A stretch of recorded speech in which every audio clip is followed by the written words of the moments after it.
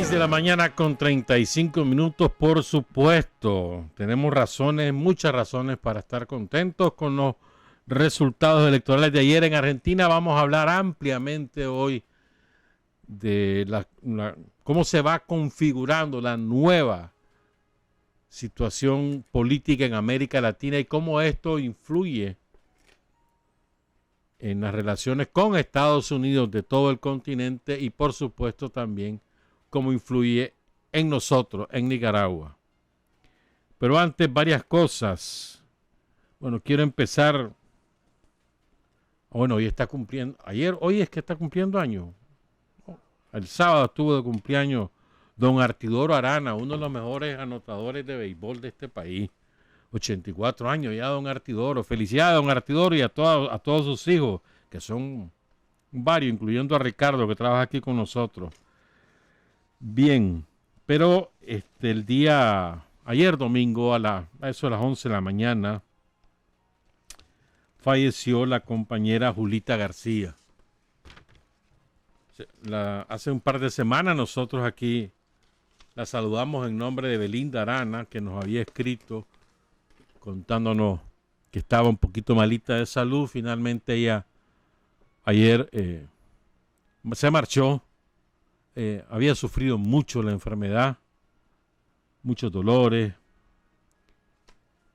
pero fue una mujer entera, firme, dedicada a la causa del pueblo de Nicaragua toda su vida. Quiero agradecer a Rina, que nos envió ayer parte del texto que aparece a Rina Campo, que aparece en el libro de Margaret Randall. Entonces voy a leer un pedacito, pues, porque miren, o sea, esta Julita es de esas mujeres anónimas, pues, que hizo un gran aporte a la lucha de las mujeres en particular, pero a la revolución. Y sin embargo, pues nunca anduvo buscando que le reconocieran nada,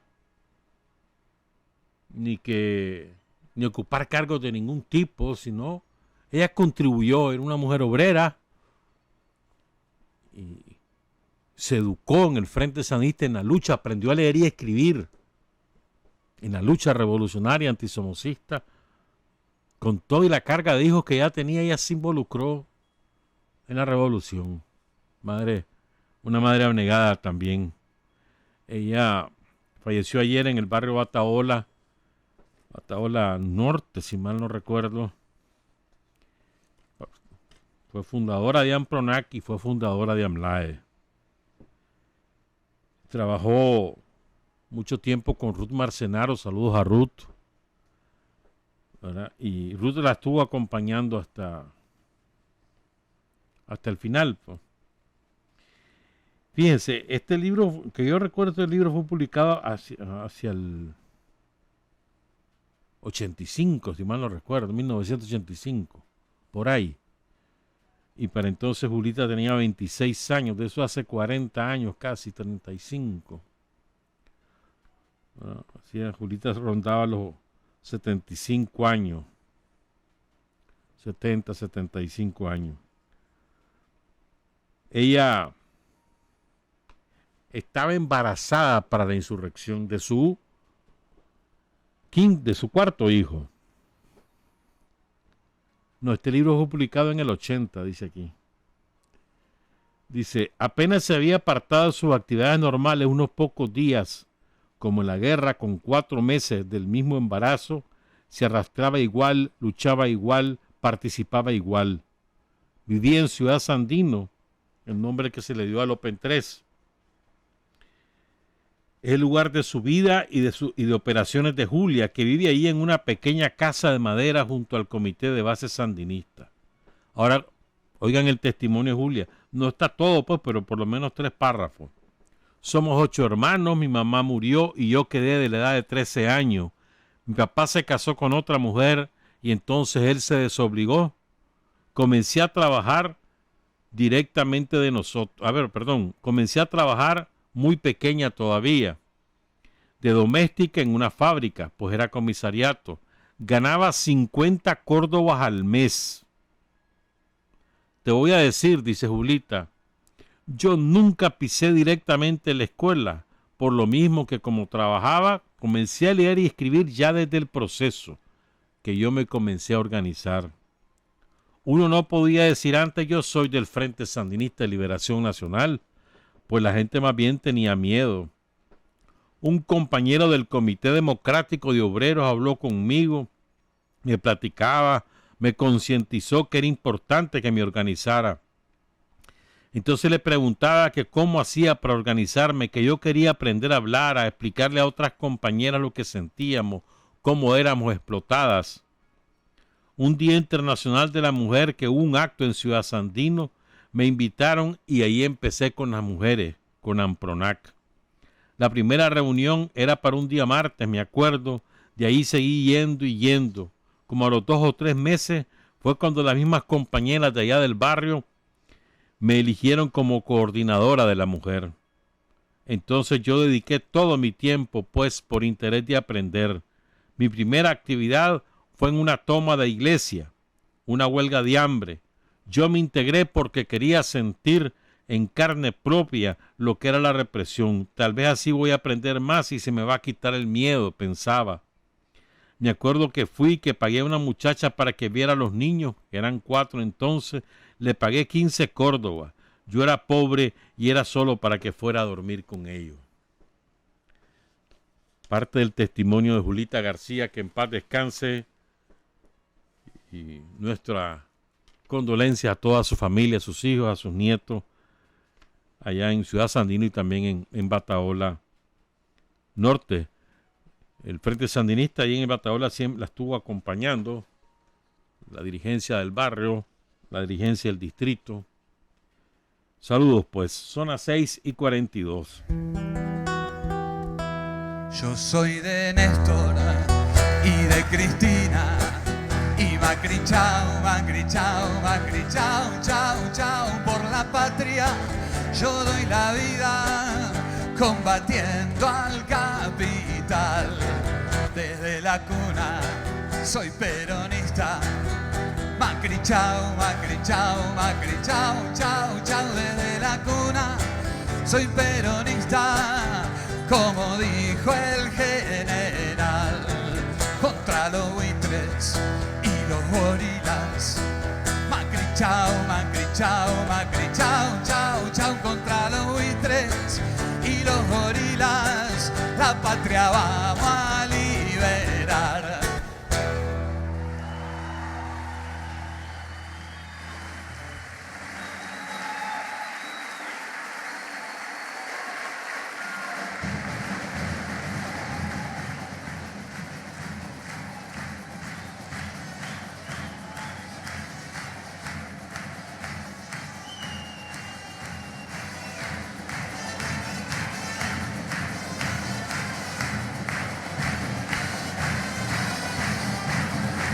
Desde la cuna soy peronista.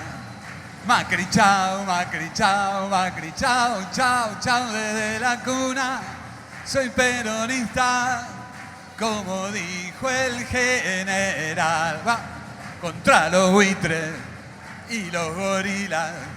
Y Macri chao, Macri chao, Macri chao, chao, chao, contra los buitres y los gorilas. La patria vamos a liberar. Y volvió Cristina. Ganó de manera clara la dupla Fernández, Alberto Fernández y Cristina Fernández de Kirchner. Y cambia la correlación de fuerza en América Latina. Continúa ese cambio, se profundiza el cambio en la correlación de fuerza, se profundiza la inversión de la contrarrevolución que empezó hace ya 4 o 5 años. Es muy importante lo que ha ocurrido ayer en Argentina, lo que ocurrió en Uruguay. Vamos a hablar también de eso. Vamos a hablar, ir desmenuzando lo que ha ocurrido en cada uno de esos países y luego vamos a intentar hacer un balance de cómo queda la cosa en América a la luz de estos resultados y de lo ocurrido en Chile, en Ecuador, la semana pasada. Bueno, dicho sea de paso, hoy Chile amaneció con barricadas y con manifestaciones en todas las carreteras de acceso a Santiago. La participación electoral en Argentina fue altísima, más del 80%.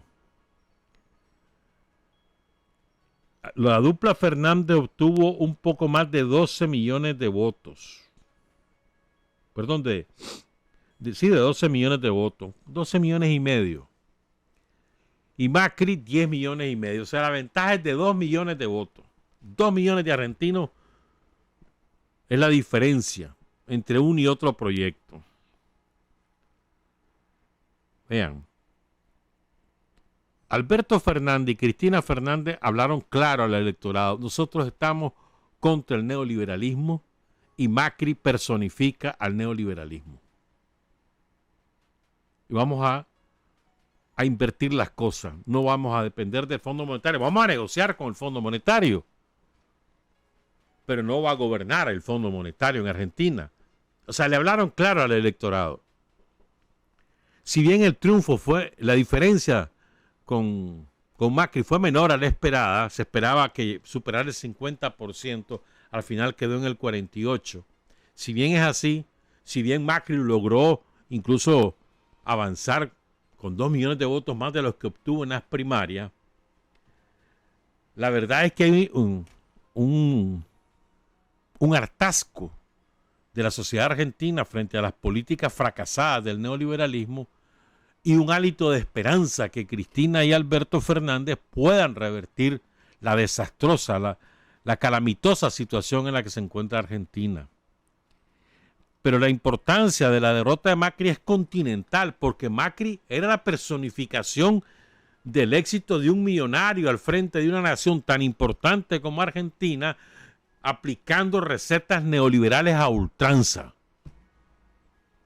Andaba ya de ejemplo por todos lados, que en Europa, que los gringos, que los canadienses y por supuesto todos los ratones que andan ahí en otros países, incluyendo nosotros, eran felices porque Macri era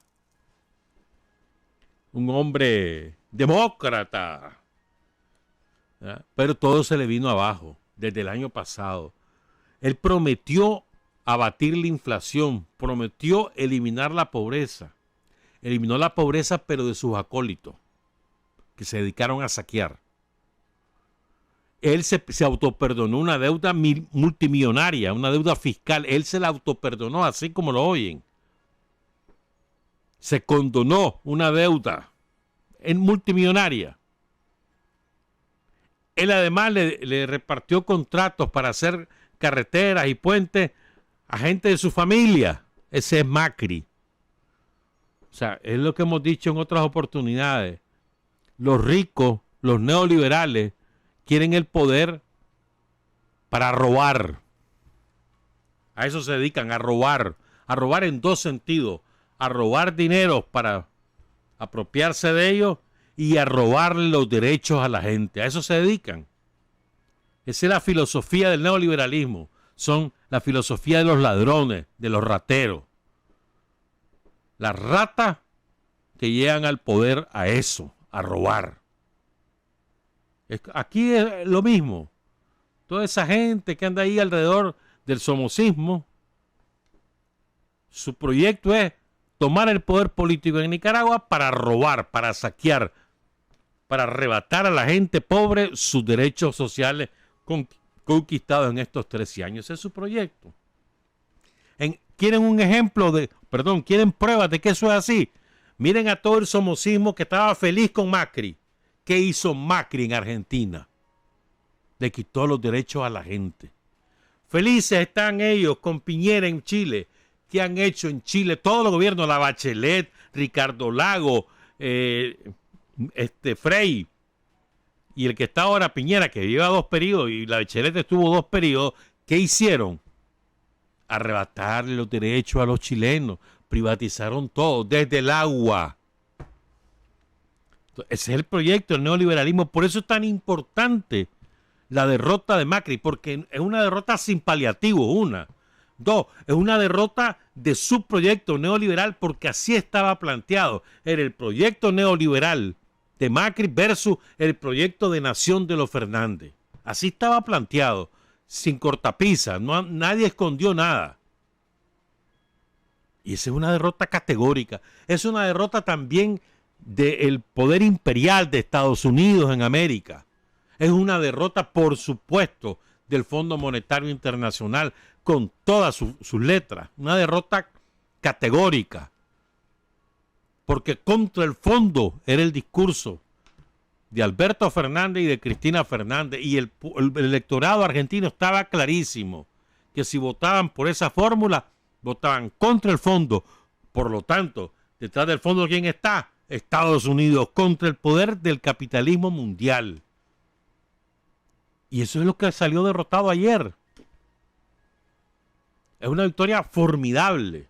Ahora, el sufrimiento del pueblo argentino es enorme. Es enorme. La pobreza ha crecido hasta un 35% de la población. Hay gente que no logra comer. Ya no los 3 tiempos, a veces ni un solo tiempo. Que vive en la indigencia, en los comedores populares o de las iglesias o de las municipalidades. Gente que está en la calle literalmente. Sobre todo los viejitos. Tengo aquí en mi mente, bueno, no eran viejitos argentinos, era un matrimonio de viejitos chilenos. Me acuerdo este año fue, no recuerdo exactamente cuándo, pero fue este año. Una pareja de viejitos que decidió suicidarse porque no le daba la pensión para vivir y no querían ser carga de sus hijos. Y los 2 viejitos se suicidaron. Pero es que así de extrema es la situación a la cual llevan a las personas jubiladas, a las personas de la tercera edad, el neoliberalismo. Pues bueno, contra eso ganó ayer la alternativa de Cristina y de Alberto. O sea, y aquí el gran mérito es del pueblo argentino que ha sufrido durante estos 4 años. Votó por Macri, la mayoría votó por Macri y desalojaron al peronismo, eso es verdad. O sea, estaban cosechando lo que el pueblo mismo sembró, pues se equivocó. Pero miren, en 4 años rectifica.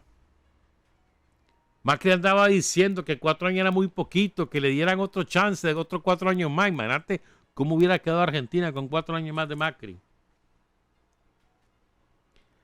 Y el otro triunfo categórico es el de Alex Kicillof como gobernador de la provincia de Buenos Aires, la más importante de Argentina.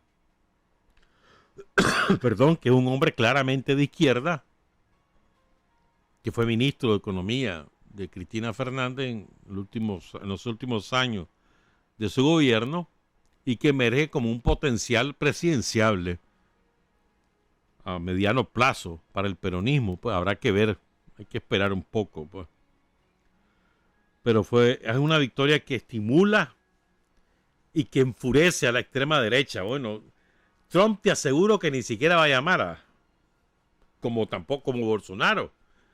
Bolsonaro debe estar furioso. Me acuerdo que lo decía, que esperaba que el pueblo argentino no fuera estúpido, algo así dijo. Claro, incluso con palabras durísimas, hace un par de semanas. Bueno, sí, me estaba diciendo Benito que ya dijo Bolsonaro que no piensa llamar a Alberto Fernández porque se equivocó el pueblo argentino. Ya te vos, mira que la hace prepotencia. Pero hay motivos para felicitarnos, para sentirnos contentos porque el peronismo ha regresado. Habrá una modificación sustancial de su política exterior. Para comenzar, ya Alberto Fernández dijo algo clarísimo. Los problemas de los venezolanos los tienen que resolver los venezolanos. Y eso es así. Que los venezolanos resuelvan sus clavos. Que nadie se meta. Ahí déjenlo. Ellos verán qué camino escogen. Y te aseguro que va a ser el mejor de todos. Porque son los propios venezolanos los que lo escogen. Eso ya es un parteaguas. Macri no reconoció a Guaidó y le regaló las filiales de la empresa distribuidora de petróleo que tenía Venezuela en Argentina. Se las regaló. Le regaló con todo y el capital acumulado en las cuentas bancarias. Saqueo total. Eso se acabó. Se acabó. Ayer mismo, Alberto y Cristina reconocieron el triunfo inobjetable de Evo Morales. Ayer mismo, Cristina y Alberto saludaron a Lula, que por cierto, ayer estaba de cumpleaños. Y ayer también se cumplió el 9º aniversario del fallecimiento del presidente Néstor Kirchner, que fue el que inició esta nueva era del peronismo en Argentina. Qué coincidencia. Y el sábado cumplió años Evo. Mira, qué coincidencias, ¿no? Pero bueno, pues, ahora hablemos de Uruguay. Son las 6:55. ¿Qué pasó en Uruguay? En Uruguay habrá segunda vuelta. El resultado del Frente Amplio no es tan bueno como se podría haber esperado. Tiene un poco menos del 41% de los votos, 40.6%. Logró, es la primera fuerza, pero va a segunda vuelta y la derecha, sumando todos los votos de la derecha, superan holgadamente al Frente Amplio. Pero eso hay que esperar, pues, porque hay matices en esa derecha. No llegó al 1.000.000 de votos el Frente Amplio. En segundo lugar queda Luis Alberto Lacalle, hijo de un expresidente de Uruguay, neoliberal, el estilo de Macri.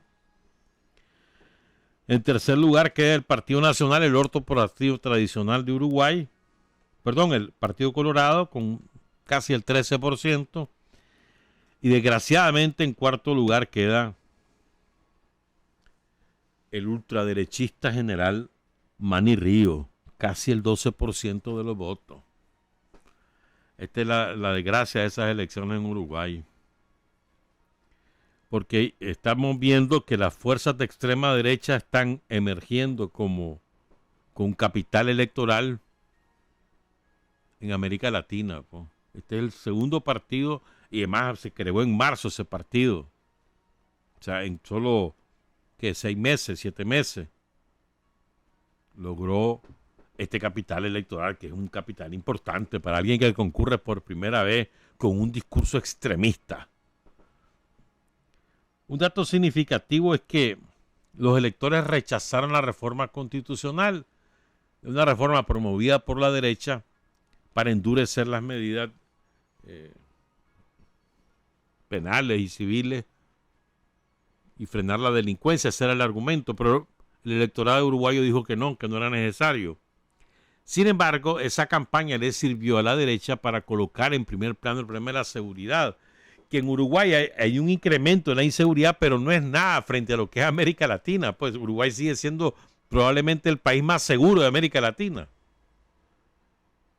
Después estamos nosotros, estaba Chile, creo que está también en esa lista Paraguay, después estamos nosotros, algo así es el orden.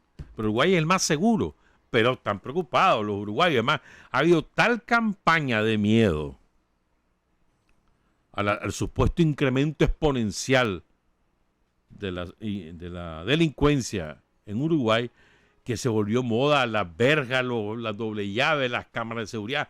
Es el negocio de por medio, pues, pero la gente se ha tragado el discurso. Pero bueno, en Uruguay tiene mucho poder el Parlamento. Si el partido que gana la presidencia no tiene mayoría parlamentaria, tiene problemas para gobernar. El Frente Amplio logró 13 de los 30 escaños en el Senado.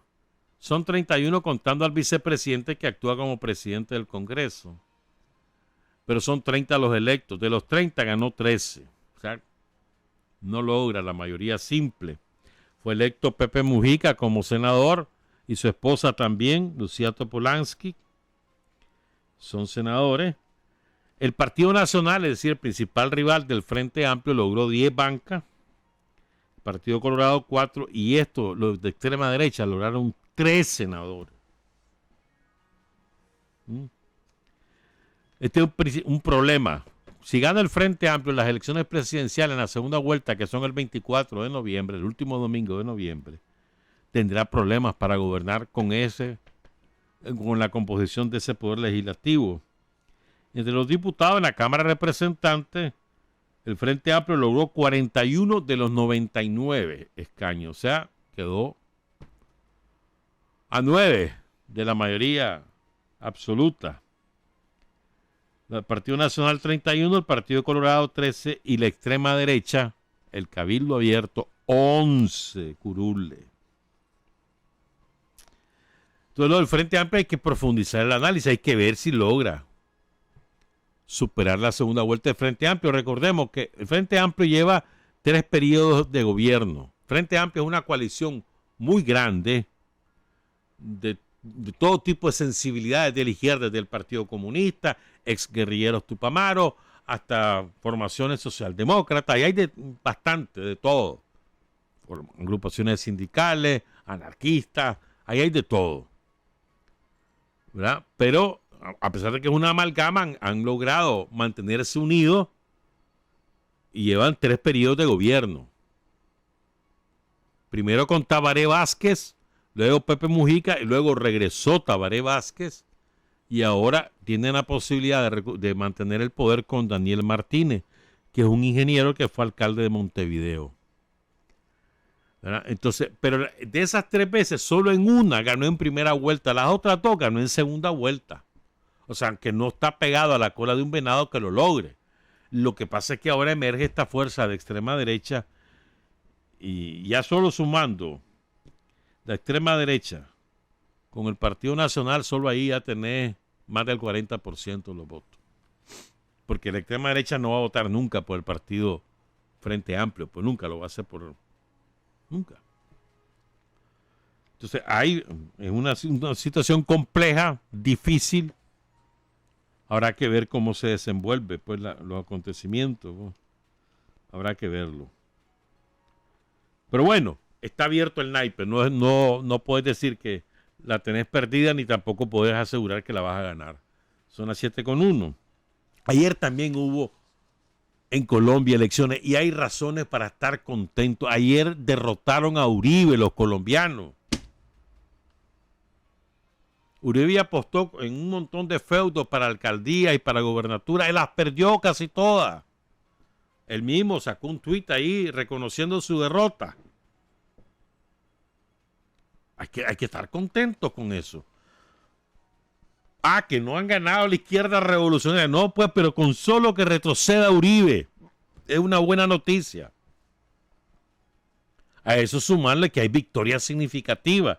Por ejemplo, la de Claudia López, que fue candidata a vicepresidenta hace un par de años, ¿verdad? Y que ahora logra la alcaldía de Bogotá, la primera vez que una mujer ocupa la alcaldía de Bogotá, pero además gana con clara mayoría, 35% de los votos, pese a las encuestas decían que no iba a ganar. Ganó también la primera, con fuerza, pues la primera bancada de concejales, ¿verdad? Y en cambio Uribe perdió, bueno, Bogotá que en cuarto lugar quedó Uribe. Perdió Medellín, que era su feudo. El feudo de Uribe es Medellín. Y ahí perdió. Con un tipo que ha andado de partido en partido. Fue conservador, fue de la U, fue de Santos, fue viceministro de Santos. Ahora fundó su propio partido y le ganó las elecciones a Uribe. Con un discurso básico, porque él viene de un barrio muy empobrecido. Logró formarse en la universidad pública después de 3 intentos de matricularse, porque fracasaba, hasta la tercera vez lo logró y después se logró desarrollar, pues, fundar su propia empresa, estudió en Estados Unidos y ese discurso pegó en el electorado y le ganó a Uribe. Se llama Daniel Quintero. ¿Verdad? ¿Qué más? Espérense, es que hay cosas interesantísimas, pues, que pasaron ahí. Bueno, los partidos tradicionales retrocedieron otra vez.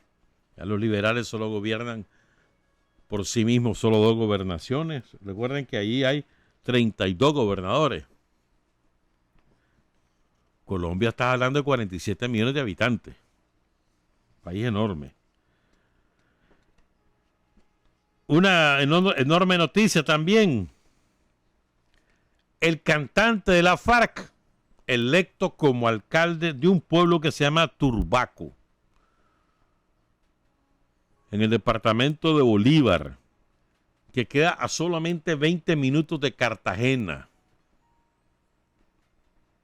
Un pueblo pequeño, 85,000 habitantes, 176 kilómetros de extensión, pero un pueblo que tiene dos famosos que han pasado por ahí. Uno que ahí nació en Turbaco el primer presidente de Panamá. Recuerden que Panamá fue provincia de Colombia. El primer presidente de Panamá nació en Turbaco, se llamaba Manuel Amador Guerrero. Y ahí estuvo viviendo en uno de sus tantos exilios el dictador Antonio López de Santana, aquel contra el que se enfrenta, ¿cómo es que se llama? El Zorro. Santana, que fue 6 veces presidente de México, un dictador, el que regaló la mitad de México a Estados Unidos, entre otras atrocidades, pues ahí vivió también. ¿Por qué cuento esto? Porque ahí ganó este compañero, cuyo nombre es Guillermo Torres, aunque se le conoce por su seudónimo Julián Conrado, y era el cantante de la FARC, así es conocido, pues, entre la guerrilla, la antigua guerrilla. Ganó un negro como gobernador de Cauca, Elías Larraondo, pero bueno, de un partido de derecha, pero bueno, es significativo. En Cartagena también hubo un triunfo importante de alguien que es antisistema, pero no, a ver, no antisistema político, duro contra la corrupción. Incluso tuvo que exiliarse porque lo amenazaron los paramilitares. Esas son las buenas cosas. Y otra buena cosa, en Santa Marta también ganó una mujer, Birna Johnson. Pero ahora vean esto, miren qué clase de poder tienen los paramilitares y los narcos en Colombia. El gobernador de Caquetá, un narco, le llaman el patrón de patrones, narco, se llama Arnulfo Gasca, ganó las elecciones ayer.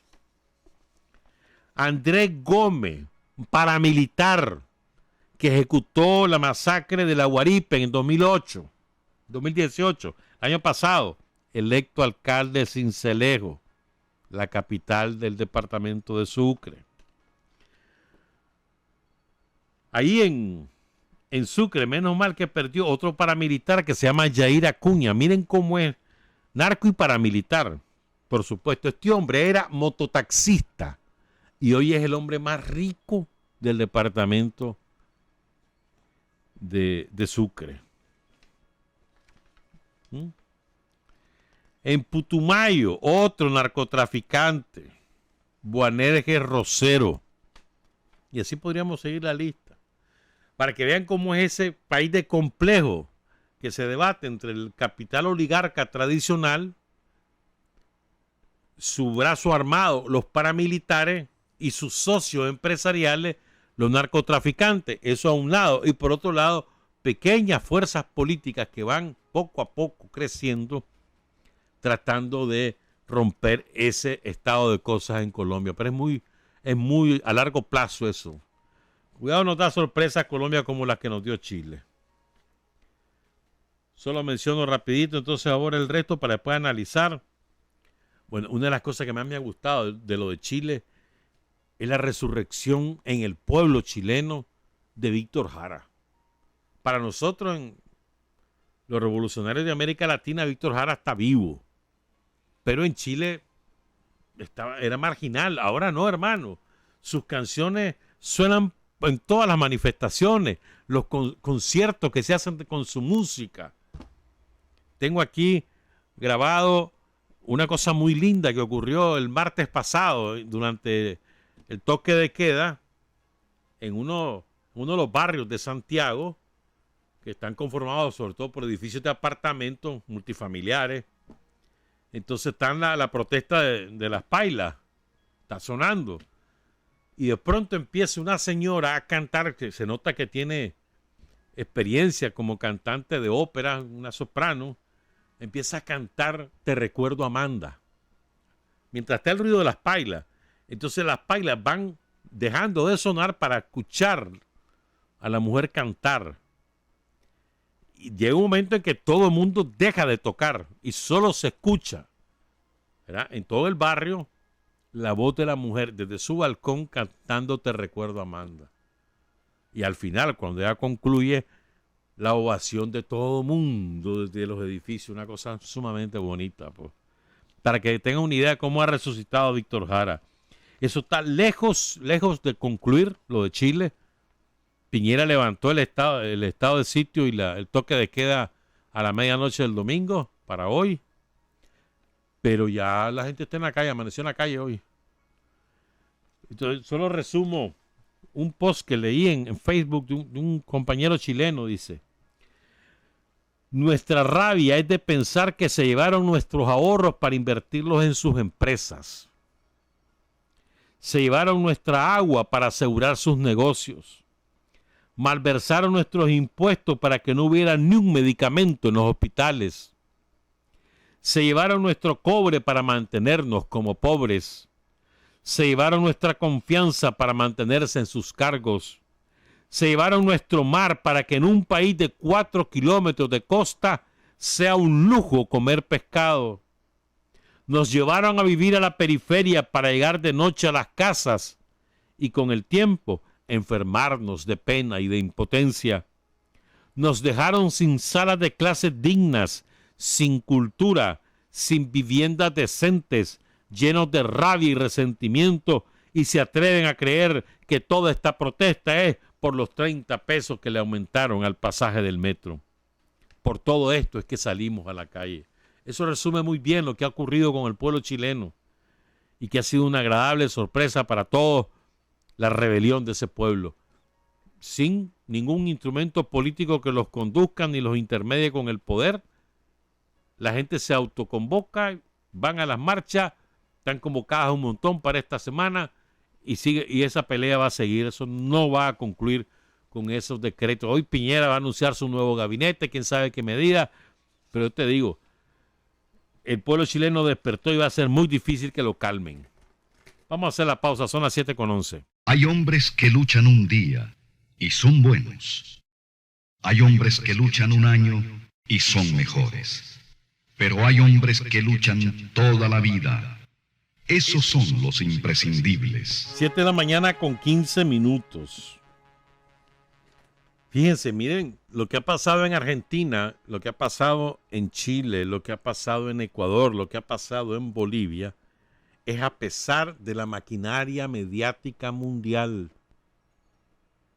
Es contra el discurso hegemónico de la prensa capitalista que a fuerza de repetir mentiras, medias verdades,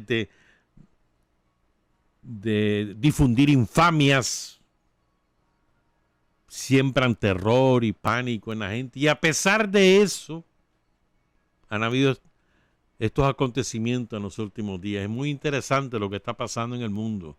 Bueno, en nuestra América particularmente. De Bolivia les cuento. Bueno, miren, fíjense bien. Miren cómo son de malditos en la maquinaria mediática. Que han sembrado la idea de que Evo se robó las elecciones y que la ganó Carlos Mesa. Y es falso de toda falsedad. Ni siquiera Carlos Mesa reivindica haber ganado las elecciones. Lo que él quiere es que haya segunda vuelta, que no va a haber. Pero él no dice que ganó las elecciones. Él no cuestiona que Evo Morales ganó las elecciones. Lo que cuestiona es que lo haya ganado en primera vuelta porque él quería la segunda.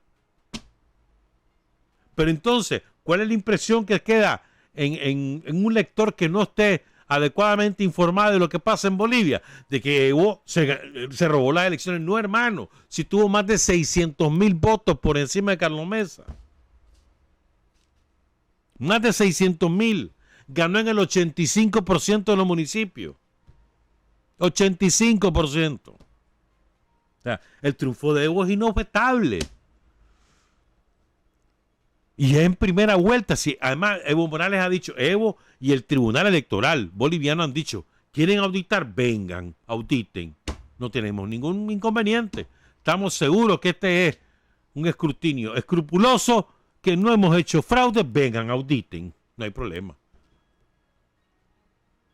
¿Me entendés?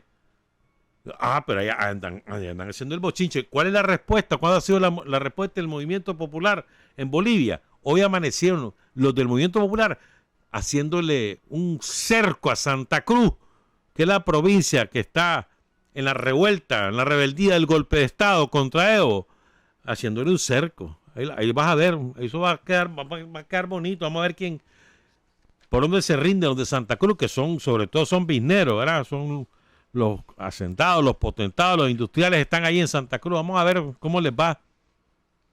Ellos llevan en paro desde el lunes. Ya se les empezó a habilitar al tercer día. El miércoles ya la mitad de la gente ya estaba trabajando. Al finalizar la semana era como el 40% lo que quedaba en paro. Vamos a ver cómo amanecen hoy. Pero bueno, Evo ahí, tengan la plena seguridad. Evo ganó con 2.890.000 votos. Perdón, 2.890.000 votos. Con eso ganó Evo. Como quedó más 2 son 4. Y la diferencia es más de 600.000 votos sobre el fulano ese, pues. Sobre Carlos Mesa. De Ecuador les quiero contar algo más. Solo voy a mencionar rápido para después entrar al análisis. Ecuador, rápido. Ahí hubo ruptura de negociaciones entre la CONAIE y el gobierno. Ahí no hay una organización política que tenga el consenso suficiente para realizar la oposición al neoliberalismo. No la hay. Correa no tiene el consenso. Es una fuerza importante, relevante, tiene cargos importantes, pero no es hegemónica en los sectores que se oponen a Lenín Moreno. Hay falta construir ese consenso político. En el movimiento indígena incluso hay un sector que lo que quiere es reformas de Moreno, pero no está en contra de Moreno. Hay otro sector que respalda a Moreno y hay un tercer sector que está por construir un proyecto alternativo. O sea que todo... Incluso es muy bonita la iniciativa que están desarrollando. Desde la semana pasada instalaron un parlamento indígena para ahí discutir cuál es el proyecto económico que quieren presentarle al país antes de que estar negociando lo del nuevo decreto, que según el gobierno va a salir ahorita ya a principios de noviembre, por la próxima semana, pero habrá que ver, pues. Ahí las cosas no están dichas todavía, no está dicha la última palabra, pues. En Honduras, ya supieron lo que pasó, ¿verdad? Miren, había un tipo que se llama Magdaleno Mesa, que estaba preso. Entonces este hombre presentó una libreta de apuntes donde están registradas las transacciones del hermano del presidente, Juan Orlando Hernández, que se llama Tony Hernández, y del propio Juan Orlando Hernández, de los reales que el narcotráfico le traspasó a Juan Orlando Hernández. Esa libreta fue presentada como prueba por el fiscal de Nueva York en el juicio contra el hermano Juan Orlando Hernández, que ya fue condenado. Falta que sea sentenciado. Entonces el viernes, asesinaron a Magdaleno Mesa en la cárcel, a balazo. Pasan delante los custodios, la banda de asesinos, que son como 4 o 5 chavalos. Uno de ellos le pega el balazo en la cabeza y después regresa y lo remata. Ahí delante de todo el mundo. Miren cómo funcionan las cosas ahí en Honduras. Desapareció el principal testigo. Para que vean, pues. O sea, es increíble la impunidad con la que reina en Honduras. Pues es impresionante. Y una cosa más, Panamá está revuelto por una reforma constitucional. Pero el sábado, inteligente el gobierno, decidió retirar la reforma más controvertida, que era la que afectaba a las universidades públicas. Entonces retiró la propuesta de esa reforma y ya con eso esperan calmar al estudiantado universitario que se había lanzado a las calles desde el viernes y habían hecho barricadas y otras cosas más ahí en la capital panameña. Pero está revuelto Panamá también. Te fijas, por donde quiera está revuelto. Entonces ahora tenemos una nueva situación política en América Latina. Una nueva correlación de fuerza que empieza con el triunfo de López Obrador el año pasado en México, con un discurso claramente antineoliberal y que ha empezado a gobernar con ese propósito, desmontar el neoliberalismo, recuperar los derechos sociales de la gente, sobre todo el derecho a la salud, el derecho a la educación y también el derecho a una vejez digna, entre otras cosas que está haciendo López Obrador, yo sigo cotidianamente y muy cercanamente a lo que hace López Obrador y te digo, es impresionante las cosas que ha ido logrando. Poco a poco, pero ahí va. Además, es tosudo, es tenaz. Y va avanzando contra todo el imperio del gran capital mexicano que está ardido por el triunfo de López Obrador, que le está haciendo la vida imposible, que está financiando campañas de infamia. Pero todo comienza con López Obrador, ¿verdad? Que no es que tenga una posición beligerante en el escenario internacional, incluso al principio fue muy cauteloso, muy dubitativo, pero ya ahora ya lo ves que va cada vez con mayor fuerza diciéndole a Estados Unidos cero injerencia. Ya con eso es suficiente, hermano.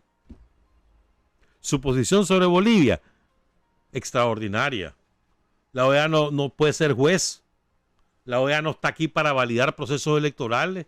Entre otras cosas que le dijo ahí la embajadora mexicana en su cara a Almagro y todos los demás. Entonces, esa posición de México que va poco a poco, va a ir adquiriendo liderazgo, recuperando el liderazgo que alguna vez tuvo México en América Latina, que lo perdió, ¿verdad? Desde Salinas de Gortari perdió el liderazgo México en América Latina. Veremos ahora, pero creo que lo va a ir recuperando poco a poco con esa posición de respeto al derecho internacional. Más basta y sobra, hermano. Respeto al derecho internacional. Con solo eso se opone a Estados Unidos. Con solo eso. Y a todos sus acólitos. El respeto al derecho internacional y la autodeterminación de los pueblos. Basta y sobra. ¿Para qué querés más? Pero entonces ahora vos tenés un gobierno progresista que se va a instalar en Argentina, tener la reafirmación de la revolución indígena en Bolivia con Evo Morales, a Nicolás Maduro con toda la ya sabes qué cosa que le han tirado. Ahí está Maduro, ha ido consolidando la recuperación económica contra todo pronóstico, sólida su alianza con Rusia y China, y se ha mantenido. Ahí está Nicolás Maduro, ahí está la revolución bolivariana, pues. No es que está indemne, no, si está enfrentada a un ahogo financiero salvaje, pero ha resistido y con posibilidades de recuperación a mediano plazo. Perdón.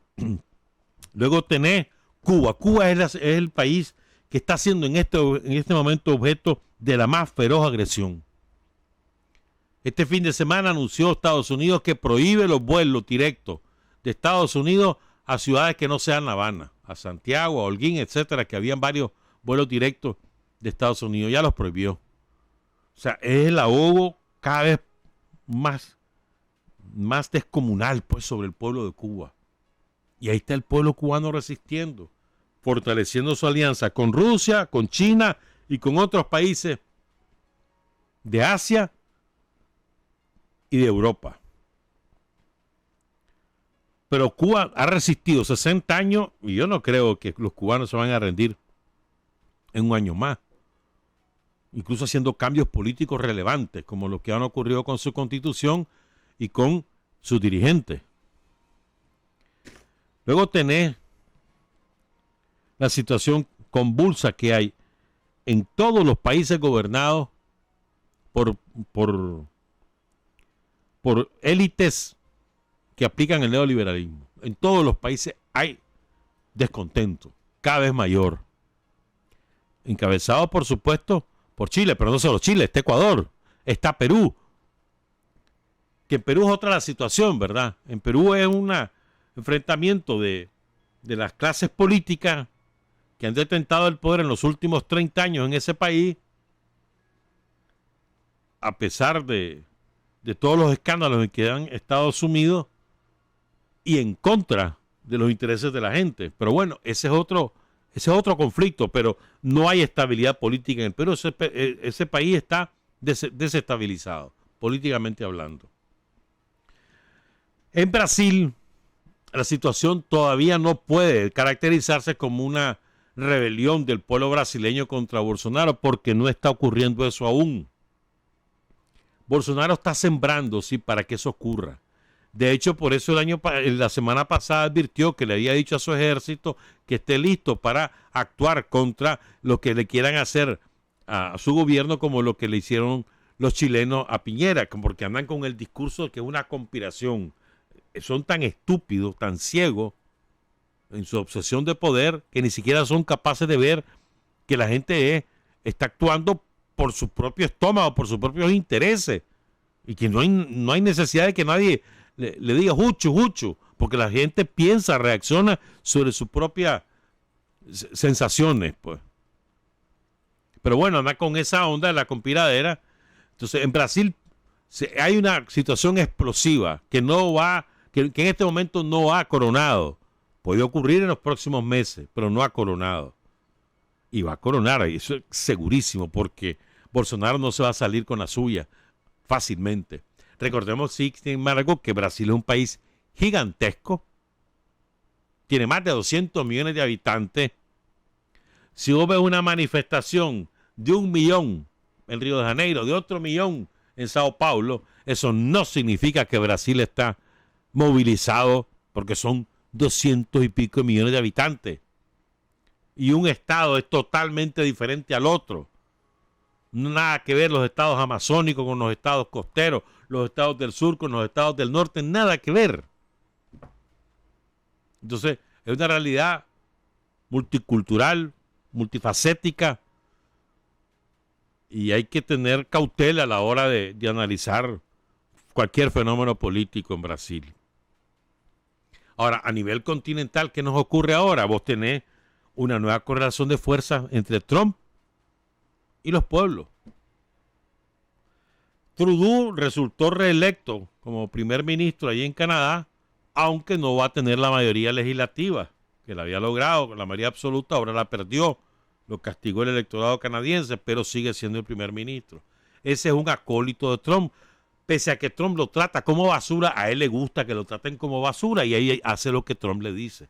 Y lo trata como basura, es literal. Incluso dijo 4 chanchadas, dijo de él hace como un año, pero bueno. Entonces vos tenés, en la extrema derecha del continente, vos tenés a Bolsonaro, Trump y Trudeau. En la extrema derecha. Después tenés como acólitos de ellos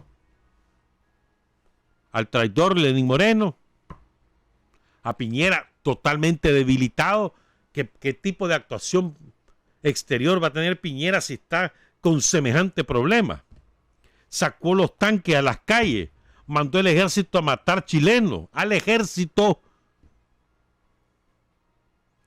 Estuvo con un toque de queda más de una semana, 10 días. ¿Con qué autoridad va a ir a hablar Piñera de qué? Totalmente debilitado, sigue en el poder, pero totalmente debilitado y con un final imprevisto.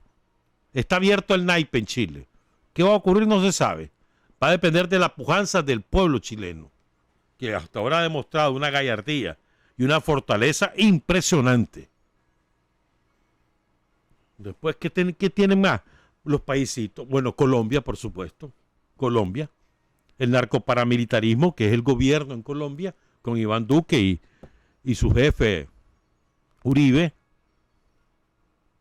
¿Verdad? Efectivamente, Colombia es la principal cabeza de lanza que tiene Estados Unidos contra Venezuela, que ahora ha salido debilitado este resultado electoral, pero que no le va a quitar tanta fuerza. Le quita fuerza interna, pero no le quita fuerza como gobierno. Quita fuerza política, pero no como gobierno. Y tampoco menos aún en política exterior. Entonces esas son las fortalezas de Trump en América Latina. Brasil, Colombia, y para de contar. Chile ya te dije cómo está, Perú no tiene parlamento, están en un pleito que no es jugando. ¿Qué tenés después? El traidor Moreno, con semejantes problemas. Paraguay, que no pinta nada.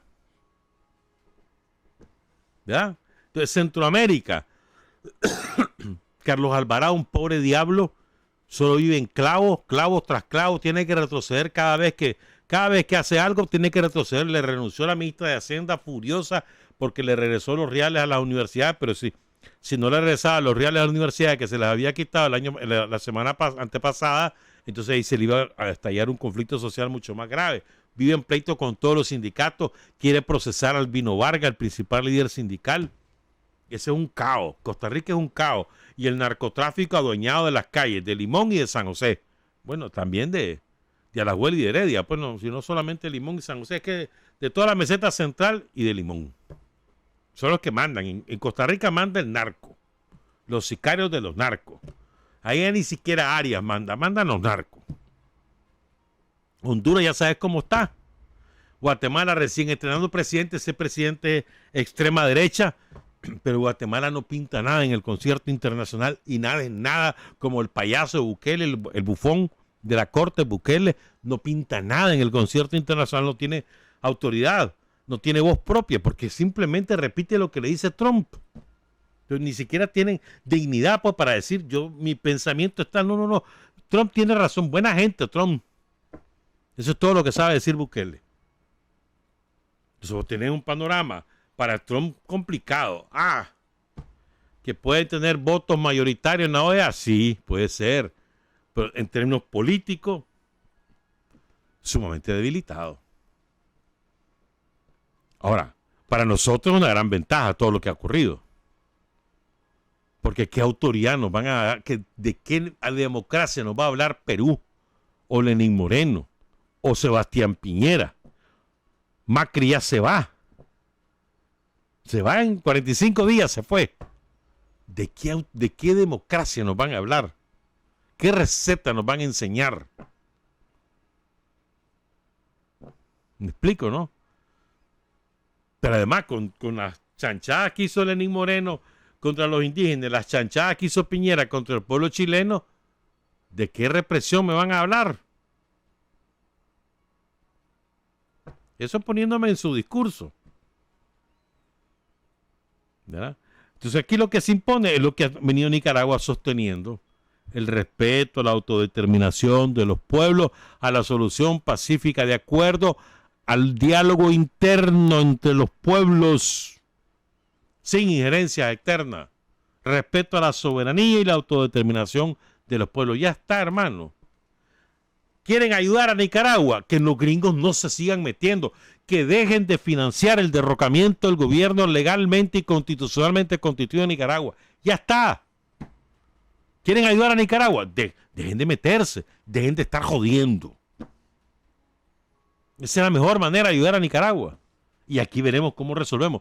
Vamos a ver si la oposición tranquera y somocista en Nicaragua tendría alguna fuerza sin los reales de los gringos.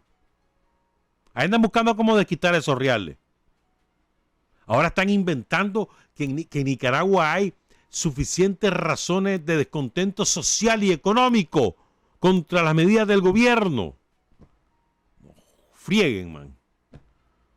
Ya quisieran los chilenos, los argentinos, los ecuatorianos, los panameños, los guatemaltecos, los hondureños, los salvadoreños tener los derechos sociales y la situación económica social que tiene el pueblo de Nicaragua. Ya quisieran tenerla.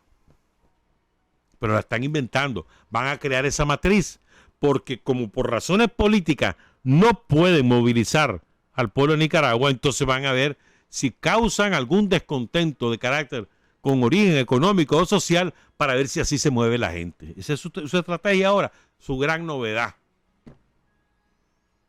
Su gran novedad. Y vos ves que el país recuperó su normalidad, porque así está. El funcionamiento está normal. Claro, la economía está muy golpeada. Claro que sí. Claro que sí. Hemos frenado la caída y hemos iniciado el proceso de recuperación, pero eso va a tardar no menos de 2 años. Será menor el tiempo en la medida que participe el gran capital. Pero si vamos con nuestra propia fuerza, el proceso no va a durar menos de 2 años. A partir de ahora, menos de 2 años, no logramos la recuperación del crecimiento que teníamos. ya frenamos la caída, vamos poco a poco a empezar de nuevo a crecer. Eso sí se siente, y todo el mundo lo siente. La crisis económica, todo el mundo lo siente. A mí que no me haga alguien con el cuento que estamos ya cachimos, porque no es cierto. Pero y con todo y eso, ahí va el país andando, sobre la base de que el esfuerzo de la gente, de todos los trabajadores por cuenta propia, del campesinado nicaragüense, héroes del trabajo, campesinado que se dedica a la siembra de granos básicos, a la siembra del café o al ganado, ese. Y los trabajadores por cuenta propia son la fortaleza. La pequeña, la micro, pequeña y mediana empresa. Y ahí vamos, sobre ello vamos. Pero bueno, lo que quiero decir es que quieren inventar esta matriz. A ver qué inventan. Vamos a ver qué inventan. Porque algo van a inventar. Y van a hacerlo grandísimo con puras mentiras. Y vas a ver. Para intentar mover al pueblo. Porque han visto que lo que mueve al pueblo chileno no son demandas políticas. Están convirtiéndose ahora en demandas políticas. Porque quieren una constituyente, un sector de los manifestantes. Se va a convertir en eso, pero no es ese el origen. Origen en Ecuador, económico-social. Origen de la masiva votación contra Macri ayer, económico-social. Ustedes ya saben que la gente por eso sí se mueve. Entonces van a intentar reeditar eso. El otro día le oí decir un tranquero, hablando con otro tranquero, era que dice, nos debería dar vergüenza, los chilenos no ganaron, mira qué cachimbo gente, dice, y nosotros nada. Con el estado de sitio, con el toque de queda, 1.200.000 chilenos se movieron el viernes, sin que nadie los convocara. 1.200.000, la manifestación más grande de la historia de Chile, en medio de un estado de sitio y con un toque de queda, con los tanques en la calle, con los militares en la calle, y se movió la gente. Aquí, ¿por qué será que no se mueven? ¿Ah? Bueno, motivos para estar contentos, motivos para ser optimistas, sin descuidarnos. De eso vamos a hablar el miércoles, de las cosas que nos tocan, sin descuidarnos. Buenos días, buenas tardes, buenas noches. Trabajar, avanzar, combatir y vencer. Patria y libertad. Revolución es sentido del momento histórico. Es cambiar todo lo que debe ser cambiado. Es igualdad y libertad plenas. Es ser tratado y tratar a los demás como seres humanos. Es emanciparnos por nosotros mismos y con nuestros propios esfuerzos. Es desafiar poderosas fuerzas dominantes dentro y fuera del ámbito social y nacional. Es defender valores en los que se cree, al precio de cualquier sacrificio. Es modestia, desinterés, altruismo, solidaridad y heroísmo. Es no mentir jamás ni violar principios éticos. Es convicción profunda de que no existe fuerza en el mundo capaz de aplastar la fuerza de la verdad y las ideas.